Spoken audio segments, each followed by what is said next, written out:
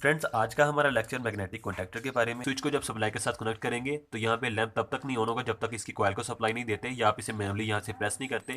जब तक आप इसकी कॉइल पे सप्लाई देते रहेंगे लैंप ऑन रहेगा। जो ही आप इसकी कॉइल पे सप्लाई हटाएंगे तो लैंप दोबारा से ऑफ हो जाएगा।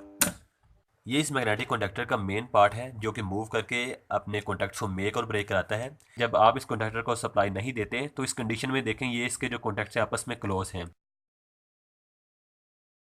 हेलो फ्रेंड्स, अस्सलाम वालेकुम। फ्रेंड्स, आज का हमारा लेक्चर मैग्नेटिक कॉन्टैक्टर के बारे में है। आज के इस लेक्चर में आपको मैग्नेटिक कॉन्टैक्टर के बारे में कंप्लीट गाइड करूंगा। मैग्नेटिक कॉन्टैक्टर को किस तरह से यूज़ करते हैं, इसकी वर्किंग किस तरह से होती है, इसको खोल के हम इसके इंटरनल जो पार्ट्स हैं वो भी देखेंगे। तो इस मकसद के लिए मैंने एक मैग्नेटिक कॉन्टैक्टर को खोला है। तो सबसे पहले हम सर्किट डायग्राम देख लेते हैं। मैग्नेटिक कॉन्टैक्टर के दो मेन पार्ट्स होते हैं, एक इसके कॉन्टैक्ट्स, इसके अलावा इसकी इलेक्ट्रोमैग्नेट। कॉन्टैक्ट्स में दो तरह के कॉन्टैक्ट्स होते हैं, एक मेन कॉन्टैक्ट्स, दूसरे ऑक्सिलरी कॉन्टैक्ट्स। मेन कॉन्टैक्ट्स की मदद से हमारा लोड कंट्रोल किया जाता है, जबकि इनके मेन कॉन्टैक्ट्स को कंट्रोल करने के लिए ऑक्सिलरी कॉन्टैक्ट्स यूज़ किए जाते हैं। कॉन्टैक्टर में कॉन्टैक्ट्स की तरतीब कुछ इस तरह से होती है। ये इसके मेन कॉन्टैक्ट्स हैं जहाँ से हम अपने लोड को सप्लाई देने के लिए कनेक्शन देते हैं। इस मैग्नेटिक कॉन्टैक्टर पे आप 3 फेजेस यूज़ कर सकते हैं। इसके अलावा अगर आप चाहते हैं सिंगल फेज के लिए भी इस कॉन्टैक्टर को यूज़ कर सकते हैं। एक पॉइंट पे आप न्यूट्रल देंगे, दूसरे पे फेज, एक पॉइंट को आप वैसे स्पेयर छोड़ दें। तो यहाँ से आप इसकी सप्लाई को इनपुट करेंगे तो जो भी सप्लाई यहाँ से इनपुट करेंगे मैग्नेटिक कॉन्टैक्टर को ऑन करने के बाद वो सप्लाई यहाँ पे शिफ्ट हो जाएगी। सेम स्विच की तरह ये काम करता है, लेकिन फ़र्क सिर्फ ये है कि ये इलेक्ट्रोमैग्नेट के थ्रू ये स्विच ऑन होता है। यानी इसको मैनुअली ऑन नहीं किया जाता बल्कि इसको इलेक्ट्रिक सप्लाई दे के इसको ऑन करवाया जाता है। मैग्नेटिक कॉन्टैक्टर एसी और डीसी दोनों तरह की सप्लाई के लिए अवेलेबल होते हैं, लेकिन हर सप्लाई के लिए अलग से मैग्नेटिक कॉन्टैक्टर होता है। जो एसी का मैग्नेटिक कॉन्टैक्टर है वो सिर्फ एसी पे यूज़ कर सकते हैं, और डीसी का मैग्नेटिक कॉन्टैक्टर है सिर्फ डीसी सप्लाई पे यूज़ कर सकते हैं। तो अभी जो मैंने मैग्नेटिक कॉन्टैक्टर लिया है ये एसी सप्लाई पे यूज़ होने वाला मैग्नेटिक कॉन्टैक्टर है। वर्किंग दोनों की सेम होती है, सिर्फ सप्लाई का जो डिफरेंस होता है कि आपने किस सप्लाई पे इसको ऑन करवाना है। ये इस मैग्नेटिक कॉन्टैक्टर का मेन पार्ट है जो कि मूव करके अपने कॉन्टैक्ट्स को मेक और ब्रेक कराता है। इसी पार्ट के अंदर हमारे मेन कॉन्टैक्ट्स और ऑक्सिलरी कॉन्टैक्ट्स हैं। ये साइड पे जो आपको कॉन्टैक्ट नज़र आ रहे हैं छोटे जो हैं ये ऑक्सिलरी कॉन्टैक्ट्स हैं, ये सिर्फ कंट्रोल के लिए यूज़ किए जाते हैं। यानी इस मैग्नेटिक कॉन्टैक्टर की जो स्विचिंग की जाती है इन कॉन्टैक्ट्स की मदद से की जाती है। ये नॉर्मली क्लोज और नॉर्मली ओपन दो तरह के कॉन्टैक्ट्स में आते हैं। तो जब ये कॉन्टैक्टर को हम सप्लाई देते हैं तो नॉर्मली ये इस तरह से होता है कॉन्टैक्टर, ये ऊपर की तरफ। लेकिन जब सप्लाई देते हैं इस कॉइल को तो ये इलेक्ट्रोमैग्नेट बनता है। इलेक्ट्रोमैग्नेट की वजह से ये इसको नीचे की तरफ इस तरह मूव करवाता है। जब नीचे की तरफ ये मूव करेगा तो आप इसकी सर्किट डायग्राम से देख सकते हैं, जब ये नीचे की तरफ मूव करेगा इसका आर्मेचर तो इसके कॉन्टैक्ट्स हैं इससे कनेक्शन चेंज हो जाएंगे। यानी ये सारे पहले ये कॉन्टैक्ट और ये कॉन्टैक्ट आपस में ओपन थे। जब सप्लाई देंगे तो ये इलेक्ट्रोमैग्नेट बनेगा, नीचे की तरफ जब मूव होगा तो इसके सारे जो कॉन्टैक्ट्स हैं आपस में कनेक्शन बन जाएगा इसका। तो करंट का फ्लो यहाँ से स्टार्ट हो जाएगा। लेकिन जो ऑक्सिलरी कॉन्टैक्ट है उनकी कनेक्शन भी चेंज हो जाएंगे साथ साथ, क्योंकि ये सारे एक ही पॉइंट के साथ मूव होते हैं। इसमें दो तरह के ऑक्सिलरी कॉन्टैक्ट्स हैं, एक नॉर्मली क्लोज है और नॉर्मली ओपन है। नॉर्मली क्लोज कनेक्शन से मतलब ये होता है कि जब आप इस कॉन्टैक्टर को सप्लाई नहीं देते तो इस कंडीशन में देखें ये इसके जो कॉन्टैक्ट्स हैं आपस में क्लोज हैं, तो इसको कहते हैं नॉर्मली क्लोज।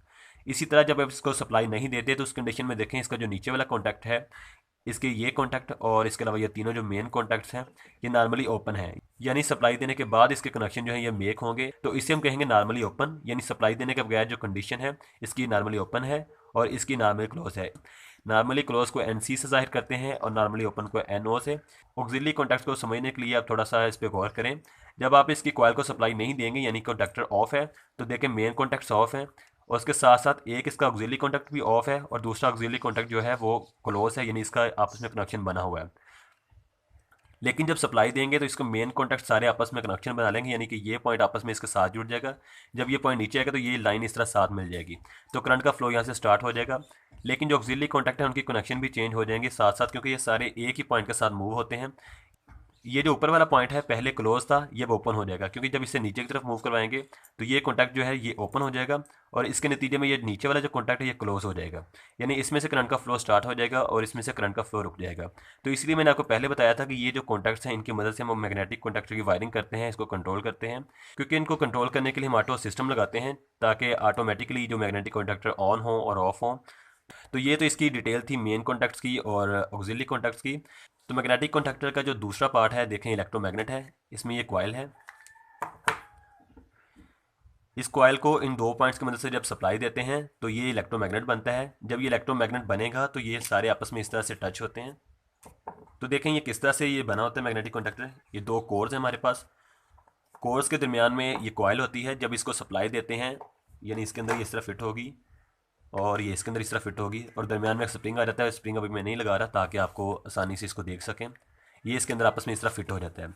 जब इसको सप्लाई देंगे तो ये जो ऊपर वाला पॉइंट है इसको ये नीचे इस तरह मूव करवाएगा, इलेक्ट्रोमैग्नेट बनेगा, ये खुद ब खुद इस तरह नीचे की तरफ मूव करेगा।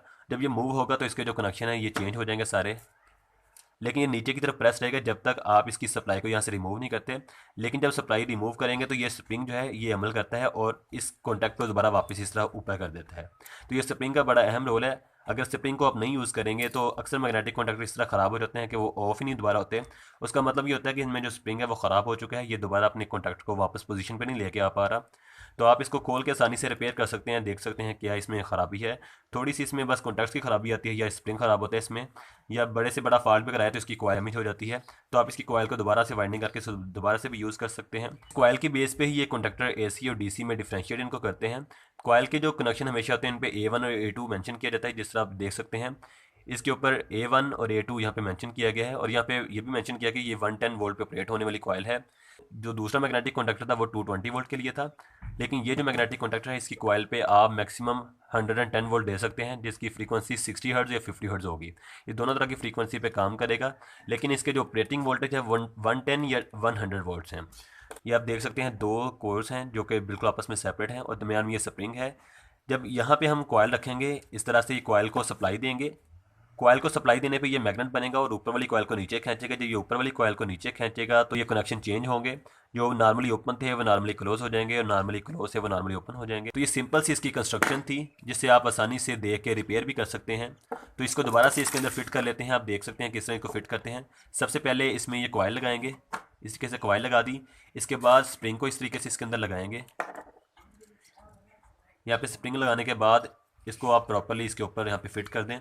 इसमें देखें जो कॉइल की दो टर्मिनल से वो नीचे इस तरफ आएंगे और इसको ऊपर इसके रख के सीधा रख के इस तरह प्रेस करेंगे तो ये देखें ये कॉन्टैक्ट्स आपस में इसको इसने पकड़ लिया। ये देखें लॉक हो गया। एक लॉक इसका नीचे की तरफ इस पॉइंट के अंदर है।